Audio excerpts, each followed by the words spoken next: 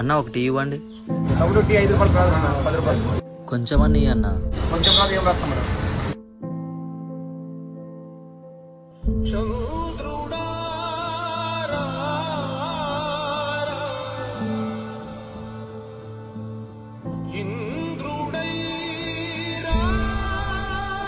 జనగణ మంగళ నాయకుడా, ఘనమగు చరితల నాయకుడా, పలుతరములు మము పరిపాలించర స్వామికుడా, నవయుగ మేధో సైనికుడా, సమయము తెలి పెద్ద కొడుకు నీవై తోడున్నావో చాలు, జరుగుతుంది మాకు మేలు మేలు.